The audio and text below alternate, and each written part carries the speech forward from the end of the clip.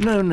I'm still not feeling it. I want this trophy to have meant something. It has to be a true reward for valiant effort. I want to see some hustle, Stanley. I want to see commitment, a willingness to go all the way no matter the cost. Why don't you go put 20 clicks into door number 417?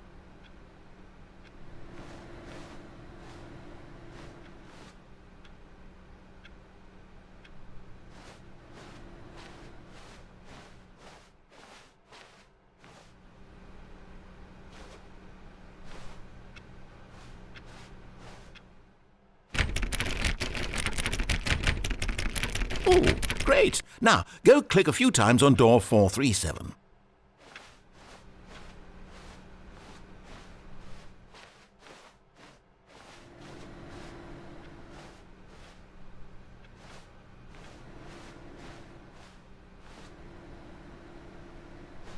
Excellent. I think we're getting somewhere. Now, door 415. Let's give it 10 clicks or so.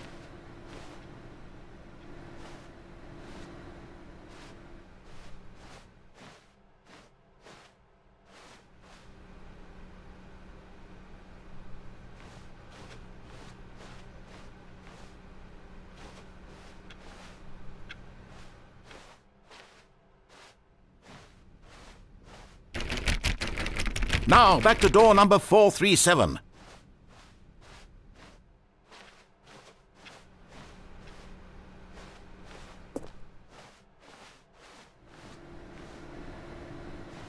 Let's see. How about you click on, well, I don't know, the copy machine?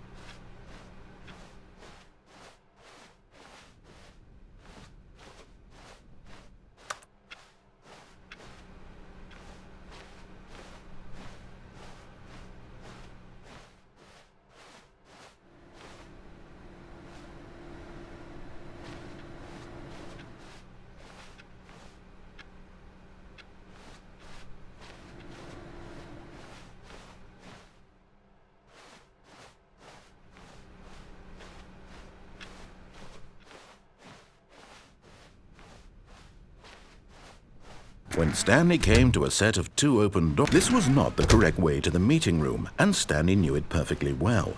Perhaps he wanted to stop by the employee lounge first, just to admire it. Ah, yes, truly a room worth admiring. It had really been worth the detour after all, just to spend a few moments here in this immaculate, beautifully constructed room. Stanley simply stood here, drinking it all in.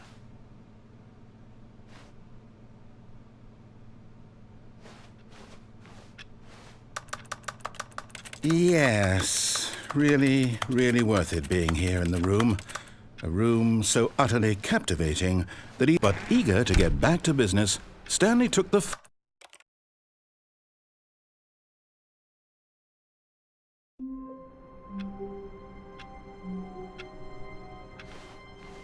All of his co-workers were gone. What could it mean? Stanley decided to go to the meeting room. Perhaps he had simply missed a memo.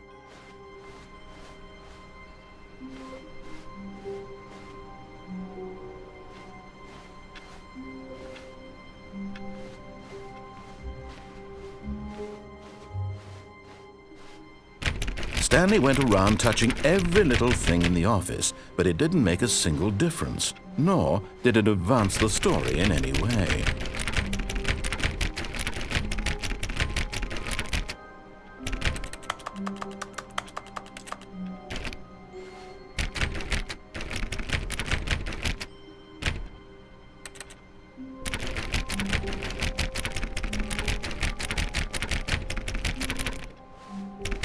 Oh, please. Are you really just doing this for the trophy? Click a door 5 times? Is that all you think a trophy is worth? No. I can't just give these merits away for such little effort. A measly 5 clicks?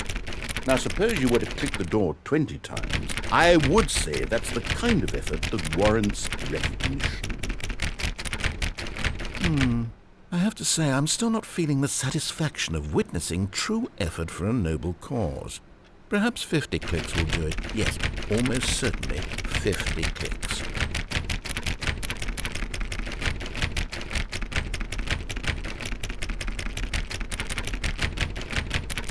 No, I'm still not feeling it. I want this trophy to have meant something. It has to be a true reward for valiant effort. I want to see some hustle, Stanley. I want to see commitment, a willingness to go all the way no matter the cost. Why don't you go put 20 clicks into door number 417?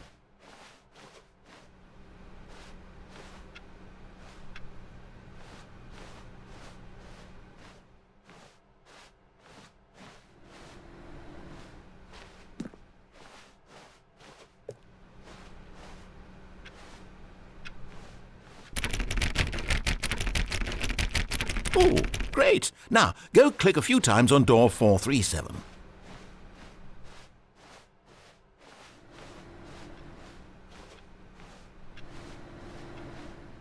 Excellent. I think we're getting somewhere. Now, door 415. Let's give it 10 clicks or so.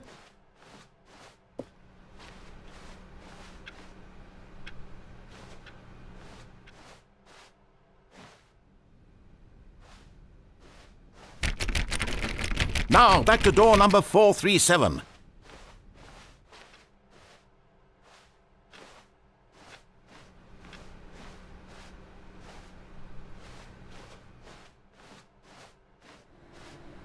Let's see. How about you click on, well, I don't know, the copy machine?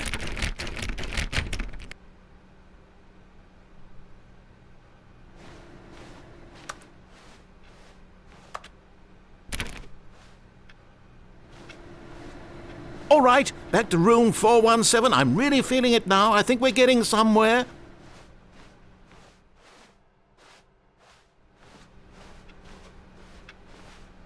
Okay, now go climb on employee 419's desk.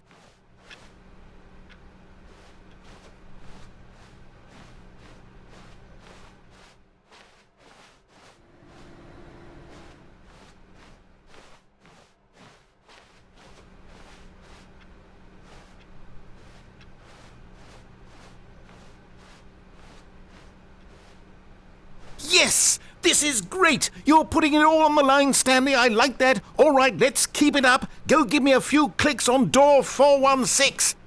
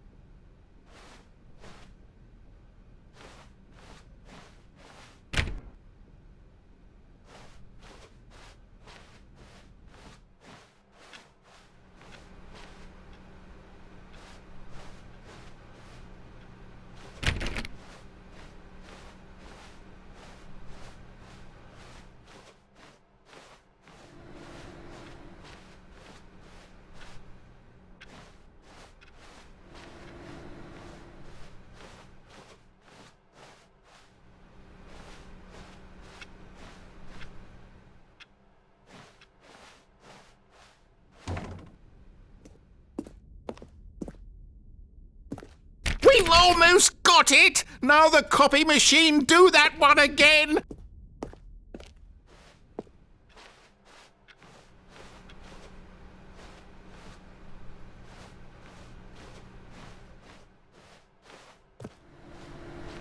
Finish it off, Stanley! 5 clicks on door 430!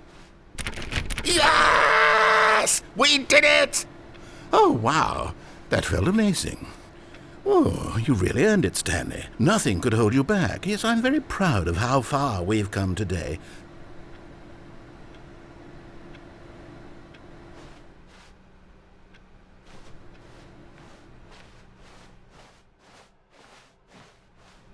Where are we going today? The bucket asked. Stanley just smiled. Anywhere they went together would be perfectly fine with him.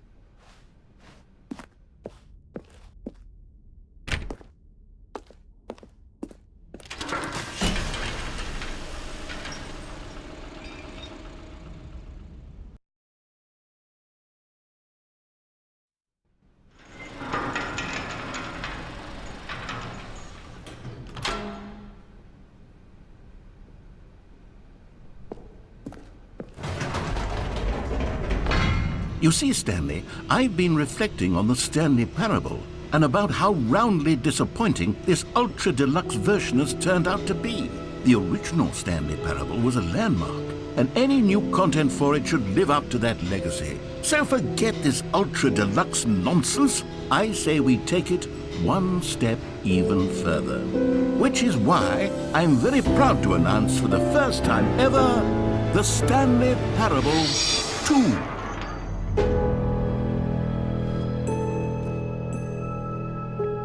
Yes, you see, isn't this far superior to a measly port with a few minor additions? Think of all the new territory we'll cover with a fully fledged sequel. An entirely new experience, built from the ground up. Why, there are so many possibilities. It could go in so many different directions. This is what fans have truly been asking for.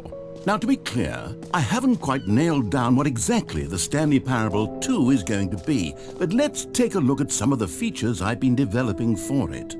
I figure that if I can loosely organize a handful of interesting concepts, that surely the game will sort of naturally spring up around them. It'll all work itself out. Game development is much more of a fuzzy magic than anything scientific or logical, really.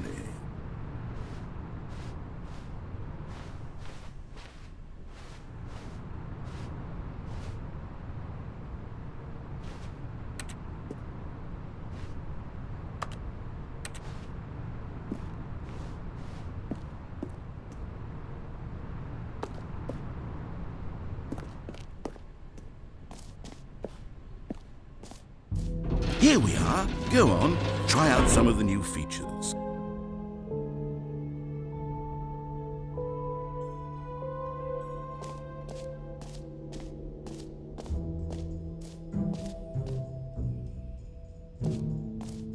Okay, I'll be honest, I haven't yet decided on this one. I think that in the new version, the office could use a bit of decoration, like balloons. But I'm undecided on Get Well Someday and Happy 12th Birthday. Which would you go with?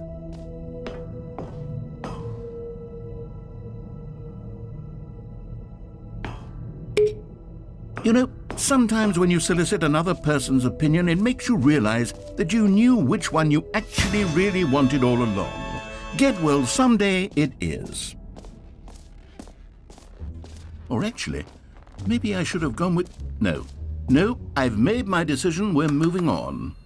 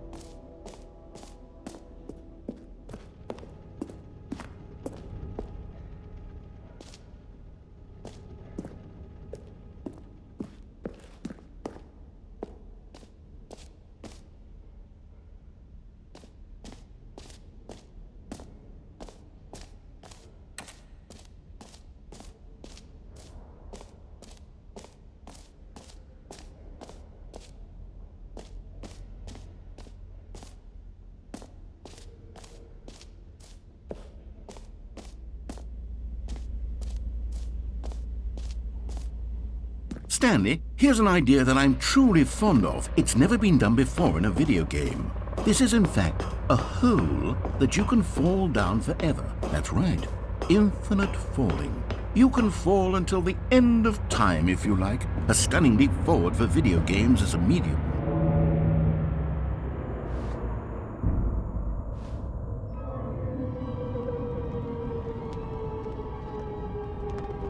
You see, isn't it wonderful?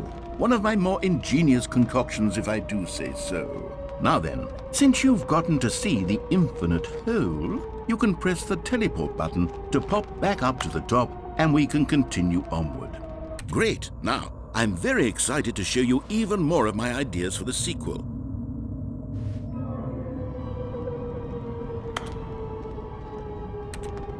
Okay, and I guess we're back in the hole now. Did you really need to see it again? I don't know what else there is to say, Stanley. It's an infinite hole.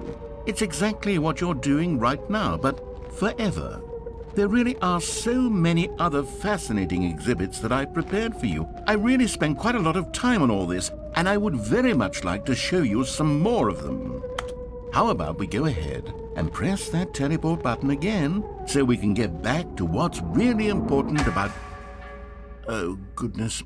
Well, this is rather embarrassing, Stanley. I'll be honest with you. I truly did not believe that anyone would actually stay in the hole long enough to hit the bottom. Yes, I know, I told you the hole was infinite, but come on! Who actually wants to fall forever? The hole was plenty deep. It was more than deep enough, in my opinion. Maybe it's you who likes falling too much. Maybe you're the problem. Look, things got a little heated there. I think we both said some things we didn't mean. Why don't we just put all this behind us and agree to just call the hole mostly infinite?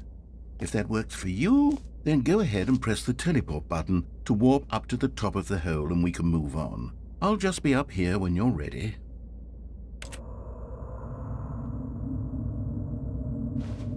Oh, for heaven... You see, I was right. The problem is you. The problem is that you like holes too much. Not normal. A normal person would have said, yep, that's an infinite hole right there, goes on forever till the end of time. Don't need to see it all, but not you. Oh, no, no, no, no. You have a weird sort of... Oh. Did the hole seem even shorter to you this time? I couldn't help but feel like you spent a little less time in there than you did before. I mean, admittedly, I didn't make an infinite hole, but I didn't think it was that not infinite. Well, I suppose once again there's nothing to do here. If you decide you've had enough of the hole, you can hit the teleport button and come join me up above. Had enough? I'm positively thrilled. I really do have so much more to show you and to talk about, and I've had enough of the hole for a lifetime. Gosh, how could I have guessed? You're back in the hole. If this starts to become a thing where... Wow, okay. Yes. I'm starting to become extremely certain that the hole is not only not infinite, but that it's growing steadily less and less infinite. I suspect that I'm starting to hit the point where it's no longer feasible to call the hole infinitely deep, even by the lax overall standards for accountability in marketing. What's going on here? Stanley, I have no explanation for the uncertain nature of the hole's length. Here, let's try something. Let's pop back up to the top, and we'll see if it gets any shorter. Well, there it is. The shame of my lie has come to haunt. How is this still appealing to you? I know you're obsessed with holes, but at this depth, I just can't see this scratching the itch. Oh, who am I to judge? You just do whatever it is you're here to do and hit the teleport button when you're ready to move on. Is the, teleport button not working? You sure? Well, I mean, I really don't have an explanation. It was working just a moment ago. Try it again. Still nothing? Well, I suppose there is one thing I can do to fix this. I'm out. Goodbye, Stanley. You couldn't bear to be away from the hole, and now you'll get more time with it than you could ever have asked for. It's a win for everyone. You get to be with the hole, I get to do literally anything else. Take care, Stanley. I hope you and the hole have a wonderful rest of eternity together.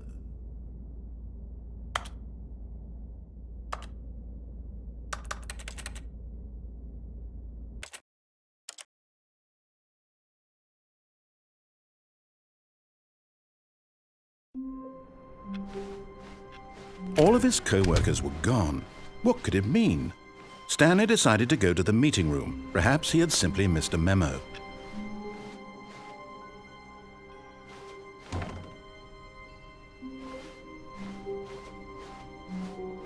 When Stanley came to a set of 2 open doors, he entered the door on his left.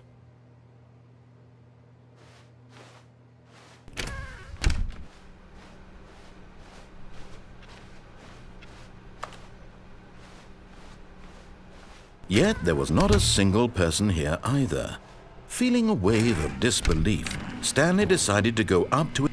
Stanley stepped into the broom closet, but there was nothing here, so he turned around and got back on track. Coming to a staircase, Stanley walked upstairs to his boss's office.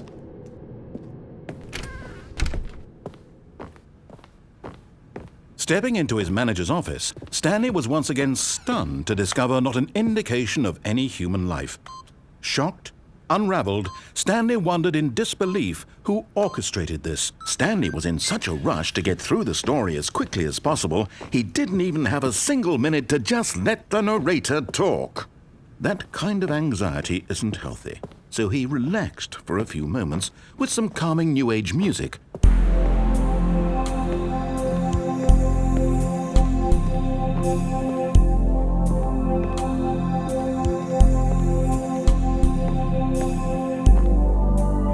Feeling soothed and rejuvenated, Stanley calmly walked forward into the opened passageway.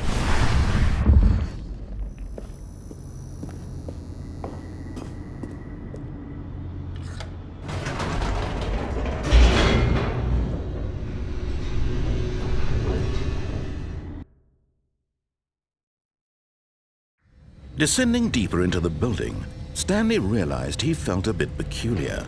It was a stirring of emotion in his chest, as though he felt more free to think for himself, to question the nature of his job.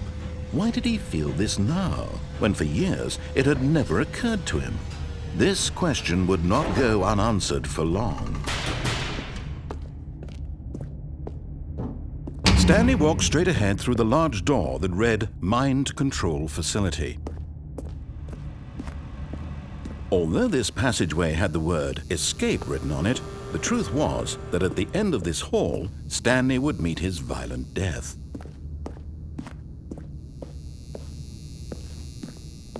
The door behind him was not shut. Stanley still had every opportunity to turn around and get back on track. At this point, Stanley was making a conscious, concerted effort to walk forward and willingly confront his death.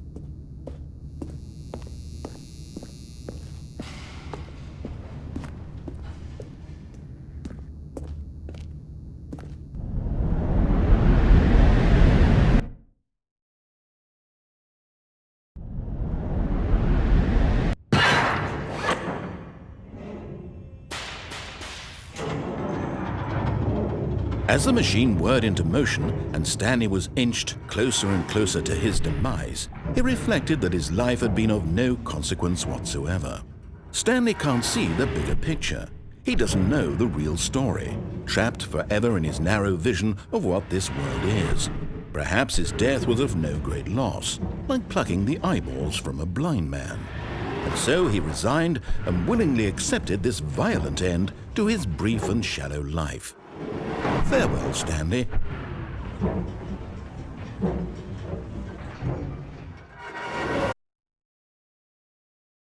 Farewell, Stanley, cried the narrator, as Stanley was led helplessly into the enormous metal jaws.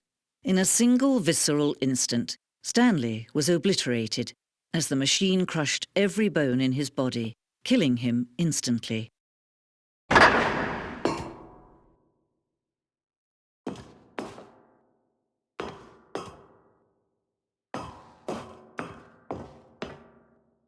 And yet it would be just a few minutes before Stanley would restart the game, back in his office, as alive as ever. What exactly did the narrator think he was going to accomplish?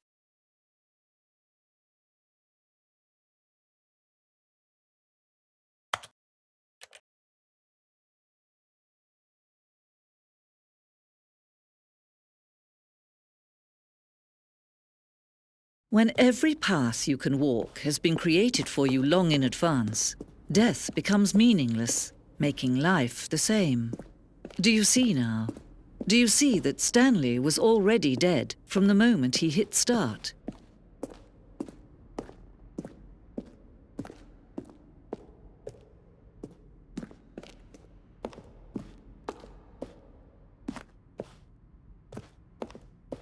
Stanley stood on the roof.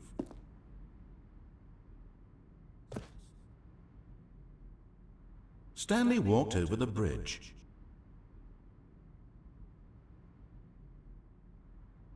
Stanley pushed the number 6.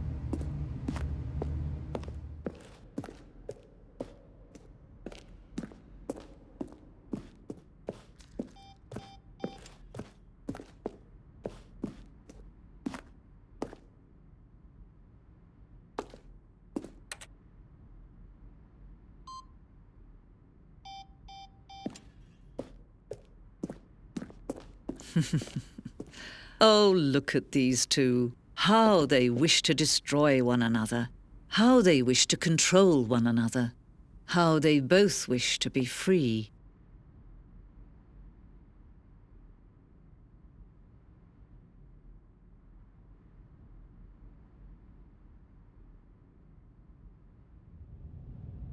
Can you see? Can you see how much they need one another? No, perhaps not. Sometimes these things cannot be seen. But listen to me. You can still save these two. You can stop the program before they both fail. Turn off your PlayStation. There's no other way to beat this game. As long as you move forward, you'll be walking someone else's path. Stop now and it'll be your only true choice. Whatever you do, choose it. Don't let time choose for you. Don't let...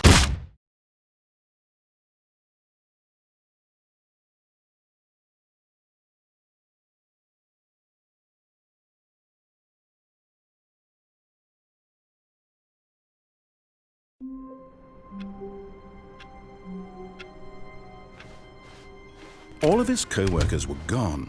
What could it mean? Stanley decided to go to the meeting room. Perhaps he had simply missed a memo. A good bucket, a strong bucket, a humble bucket, a committed bucket, a bucket of culture and distinction.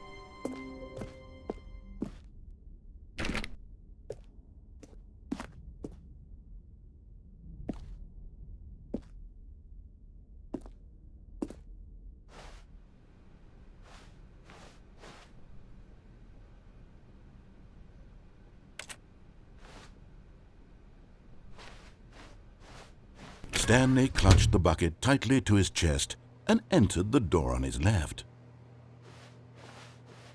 This was not the correct way to the meeting room, but Stanley had felt the bucket calling to him, telling him that the employee lounge was simply the place to be.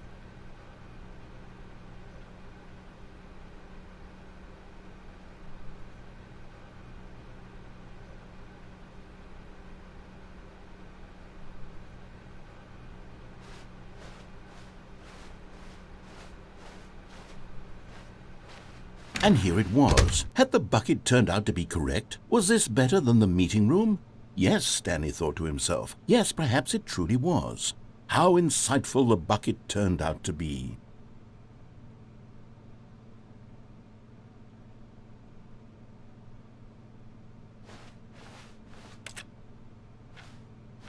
Truly, being here with the bucket was a grand adventure. Stanley reflected on all they'd been through together. First, walking through the door on the right, then walking to the lounge, then arriving at the lounge. What a thrilling journey the bucket had inspired.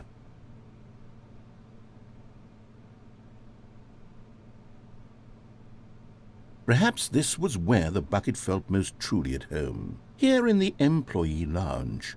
Perhaps it's the only place a bucket can even feel at home.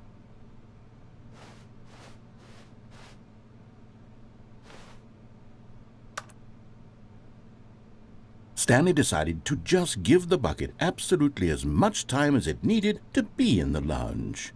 Clearly, the bucket and the employee lounge shared a special connection.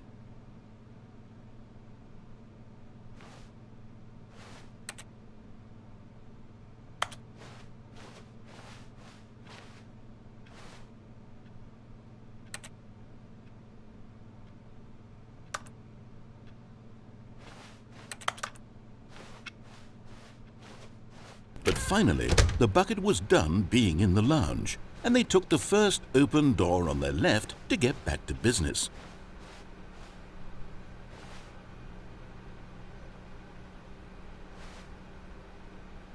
And so the two of them detoured through the maintenance section and walked straight ahead to the opposite door.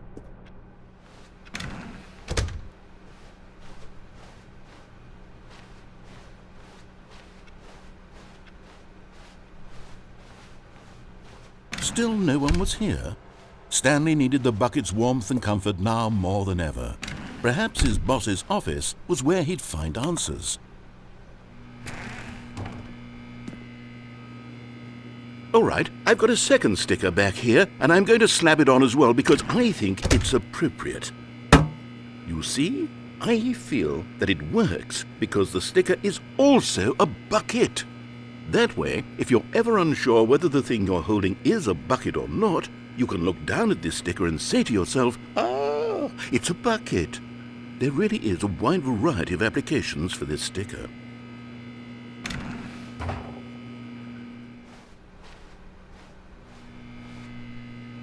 You know what? I could take the name-calling and the dismissal of your kinship with the bucket, but now the broom closet is just giving us the silent treatment, and to be honest, I'm sick of the pettiness on display.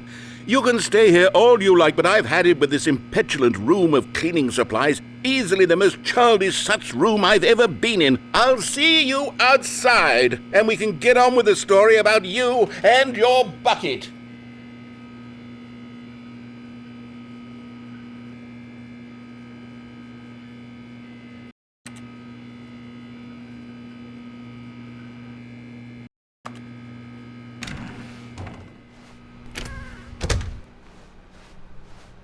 Coming to a staircase, Stanley and the bucket walked upstairs to the boss's office.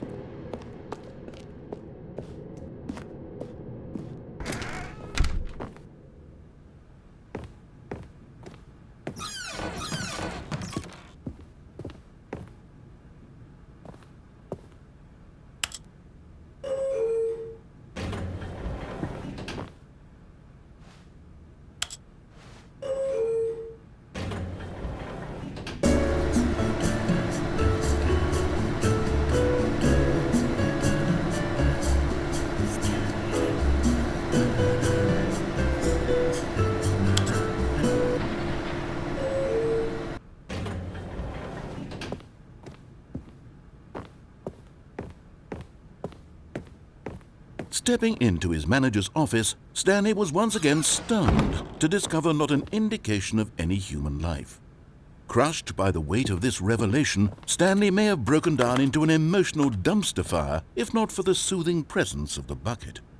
Even now, in his darkest of hours, did the bucket's warmth and guiding light pierce the dark clouds of confusion and chaos. It would be with him always. The bucket would, and he knew it. The two of them were inseparable. At this point, Stanley was so absorbed in the tender spiritual connection he shared with the bucket that he didn't notice the keypad behind the boss's desk. Nor in his bliss of simply being near the bucket did he have any notion that the PIN number for the keypad was 2845.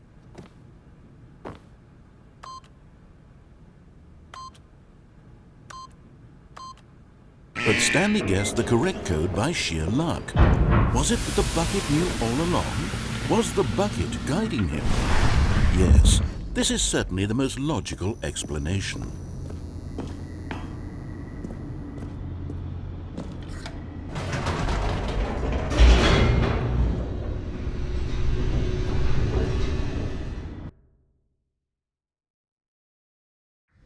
The elevator raced downward, plummeting towards an unknown fate.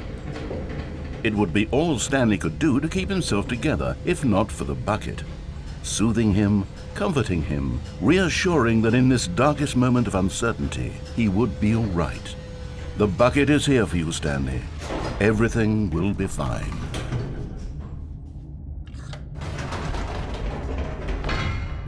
Wait, Stanley said to the bucket. Can we go back up? When I was pressing those keypad buttons, there was something very intriguing about the number 3. I want to go back so I can try pressing the number 3 again. The bucket said nothing.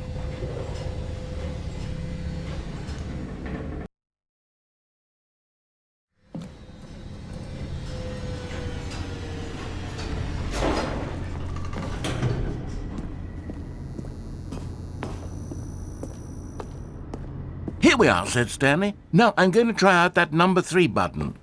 He took the bucket over to the keypad and began absolutely slamming on the number 3 over and over and over.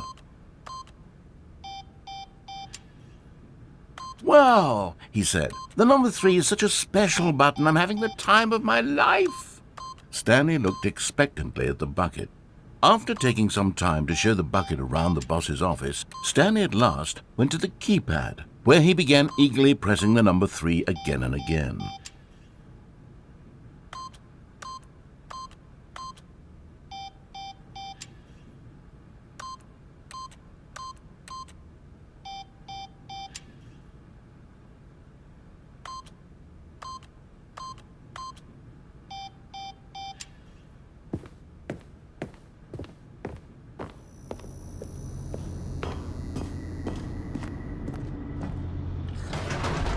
Perhaps the bucket had missed something. Perhaps it had not seen how much joy Stanley got from slamming the number 3 repeatedly.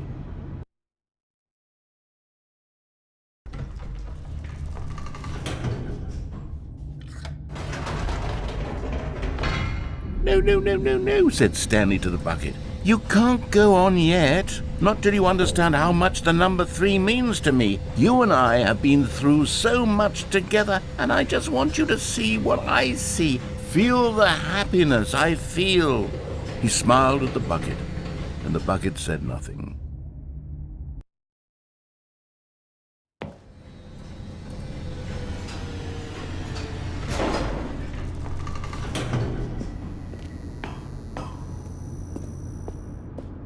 Here we go, said Stanley.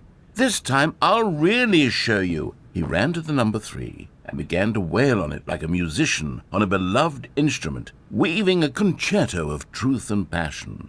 He wielded the number 3 like a fine artist would wield a paintbrush. He told stories through the number 3, stories of his dreams and hopes and fears, and the whole time he looked to his bucket for a reaction of some kind. Anything to let him know that the bucket appreciated what he was doing. The bucket conveyed absolutely nothing at all, only silence. Crushed by a wave of dejection, Stanley returned to the elevator.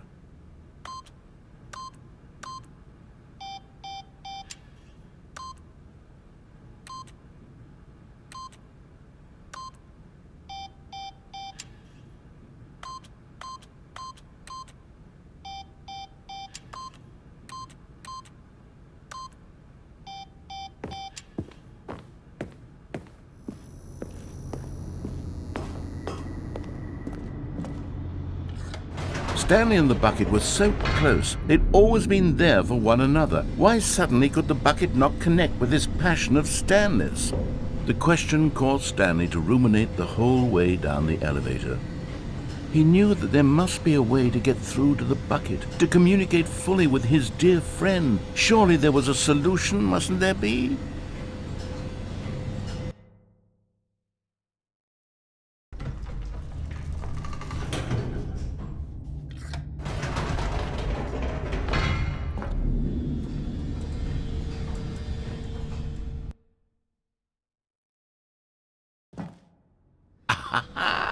Said Stanley. I know what to do. I know how to fully express this feeling in my heart. He decided right then and there that he would hold a press conference where he would speak to the public on all matters relating to pressing the number 3 over and over. He would elaborate fully on what the number 3 meant to him. and why he felt so alive when pressing it. Then the bucket would be able to see his joy through the eyes of others. It would get to see the world react to this discovery of Stanley's. And it would be through the public eye that the bucket would finally understand Stanley's work. For months, he advertised and marketed his press conference, building excitement around it, developing and rehearsing it, until it couldn't be refined a single measure further. When the big day arrived, Stanley was as prepared as he'd ever been for anything in his life.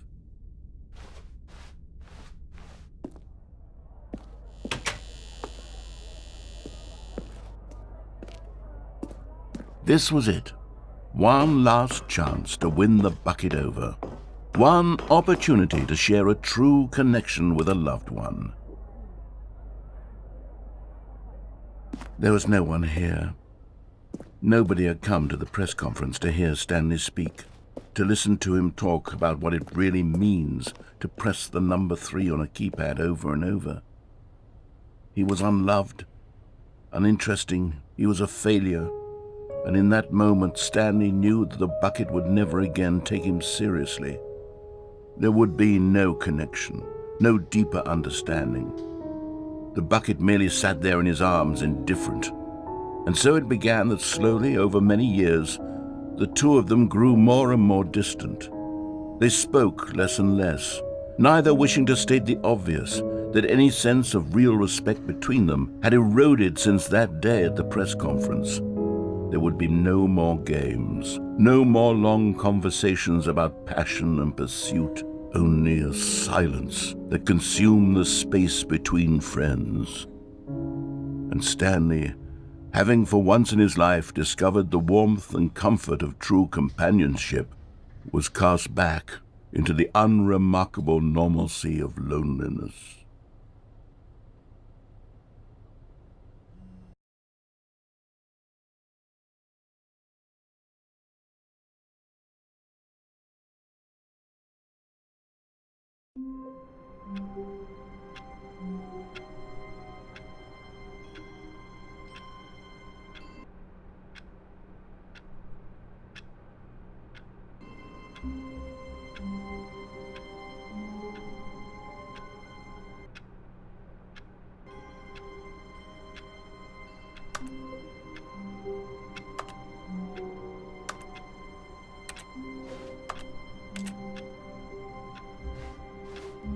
All of his co-workers were gone. What could it mean? Stanley decided to go to the meeting room. Perhaps he had simply missed a memo.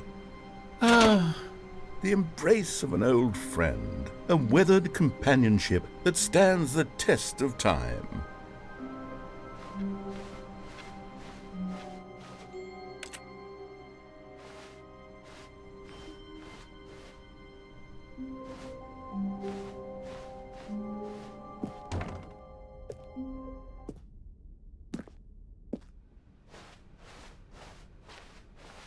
Stanley clutched the bucket tightly to his chest and entered the door on his left.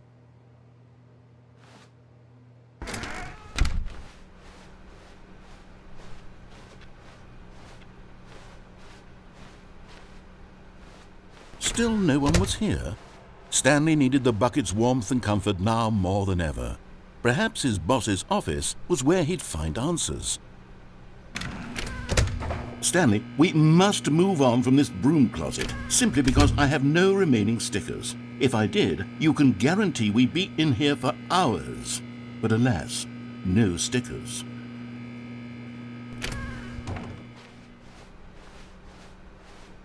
Coming to a staircase, Stanley and the bucket walked upstairs to the boss's office.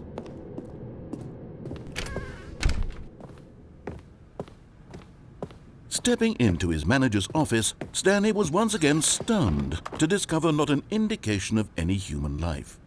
Crushed by the weight of this revelation, Stanley may have broken down into an emotional dumpster fire if not for the soothing presence of the bucket. Even now, in his darkest of hours, did the bucket's warmth and guiding light pierce the dark clouds of confusion and chaos. It would be with him always. The bucket would, and he knew it. The two of them were inseparable. At this point, Stanley was so absorbed in the tender spiritual connection he shared with the bucket that he didn't notice the keypad behind the boss's desk. Nor in his bliss of simply being near the bucket did he have any notion that the PIN number for the keypad. But Stanley guessed the correct code by sheer luck. Was it that the bucket knew all along? Was the bucket guiding him? Yes, this is certainly the most logical explanation.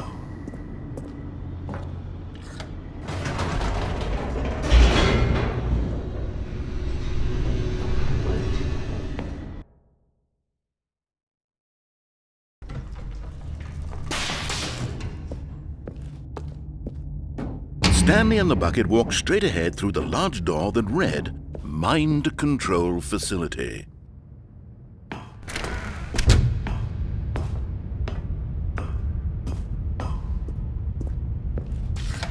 The lights rose on an enormous room packed with television screens. What horrible secret did this place hold? Stanley and the bucket both wondered to themselves.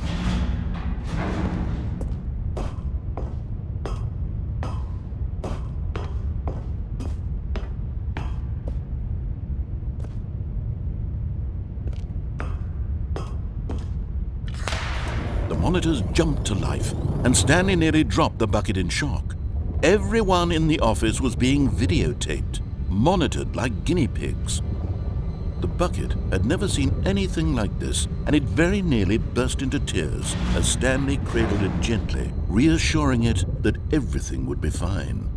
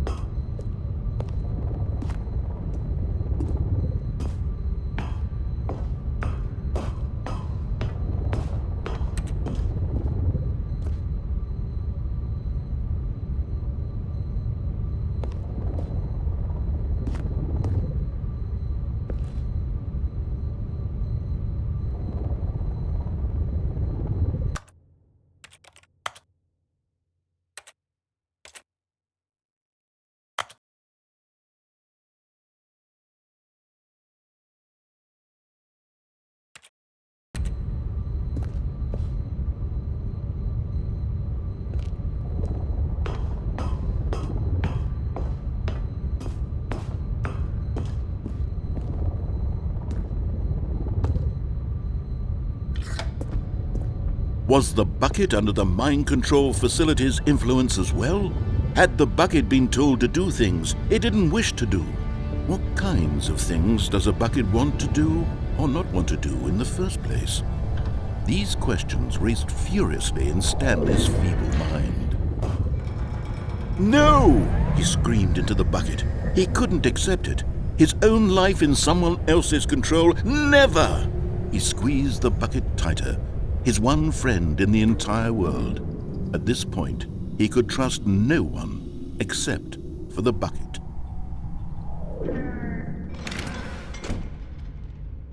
But here was the proof. The heart of the operation. Controls labeled with emotions, happy or sad or content. Walking, eating, working, all of it monitored and commanded from this very place. And as the cold reality of his past began to sink in, Stanley decided that this machinery would never again exert its...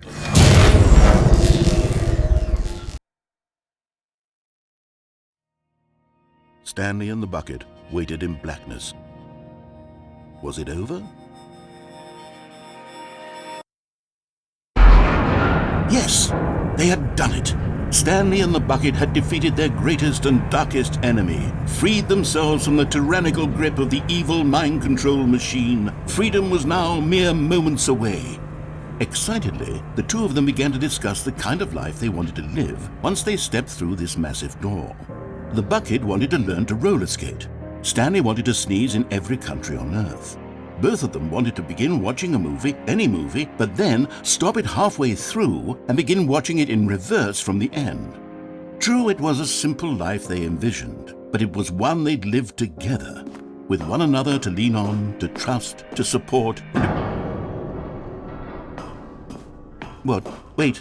What was happening? Why had the door stopped? Was Stanley and the bucket not about to be freed? An unbearable silence filled the room, lingering in uncertainty, until finally the truth hit Stanley square in the face. This building did not want the bucket to leave. Even the facility itself recognized the incredible calming presence of the bucket, needed the soothing warmth of the bucket, would go to any lengths not to part with the bucket. No. Stanley can't leave this place. Not while he has such a precious bucket in his arms. Not while this building has anything to say about it. Stanley realized he would never again leave this very room. But at least he has the bucket. To be trapped eternally in darkness isn't really so bad, Stanley thought to himself. As long as I have my bucket with me, right? I'll be okay, won't I? Stanley gulped. Very soon now, he was about to find out.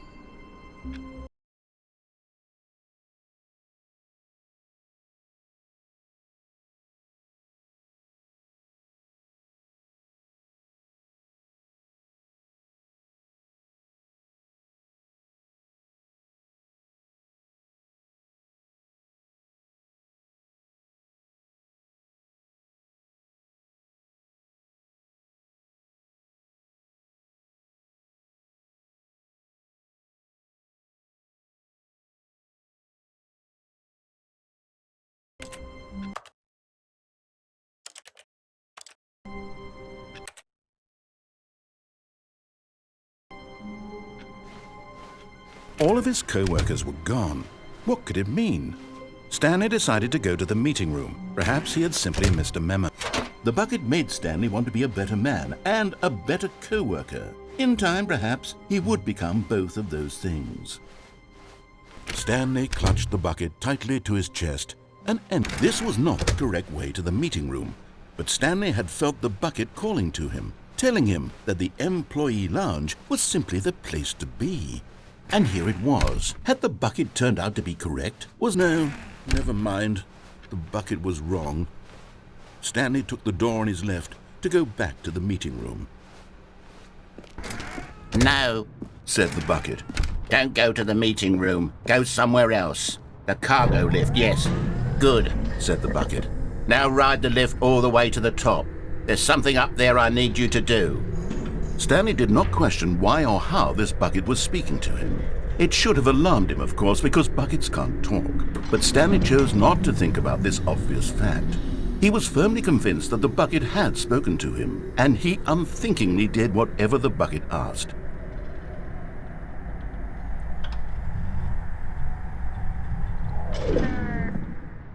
In here, said the bucket. Go into this dark room over here.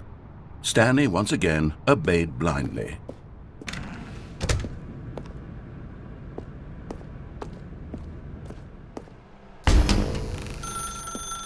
Now pick up the phone, said the bucket. Pick up the phone. This is the sad story of a man named Stanley and his bucket. Once upon a time, I gave Stanley a bucket because I thought he was lonely and could use a friend. And then, very distressingly, he began to believe the bucket could speak to him.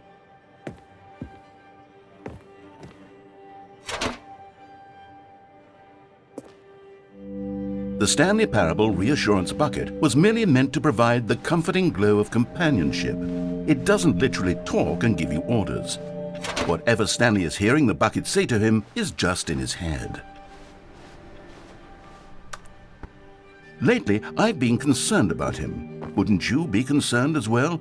To see him delusional like this, obsessing over an inanimate metal object? I want to say something to him, but I don't know how I can convince him. I don't know if he'll listen to me.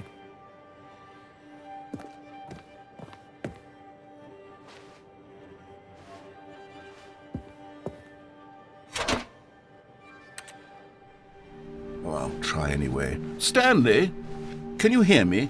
Listen to me. It's just a bucket. It can't think, it can't talk. All it will ever truly do for you is effectively transfer a liquid from one location to a different location. That's it. It doesn't do anything else. You see, he's not listening. He's still taking orders from the bucket. You know, once upon a time it was me he took orders from, me he trusted and listened to. Now all he cares about is this awful bucket, this stupid hunk of metal.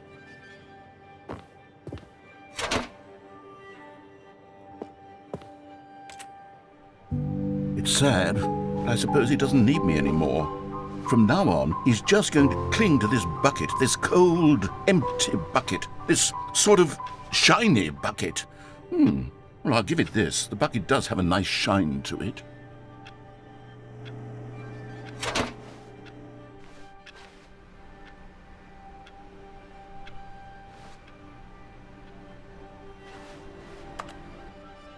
Yes, I suppose on closer inspection that it doesn't quite look like your average hardware store bucket. It's just a little more, what am I trying to say? Sturdier, more capable of transporting liquid. Like it would be better at moving an amount of water from one room to another. Oh my God, what am I saying? Better at carrying water from room to room. It's a bucket. It's literally just a bucket. Why do I feel some need to point out the ways in which it's so much more than just a regular bucket? Oh no, I'm having feelings for the bucket. No, no. What's going on? Why do I want to be with the bucket? Hear what the bucket has to say. Do anything it asks. What's wrong with me? I don't understand. Perhaps if I had the bucket, this would be less confusing. Yes. The bucket could tell me what to do in this troublesome situation. Stanley, give me the bucket. Give it to me. Give me the bucket, Stanley. I need it. Give it to me now. Give it or I'll...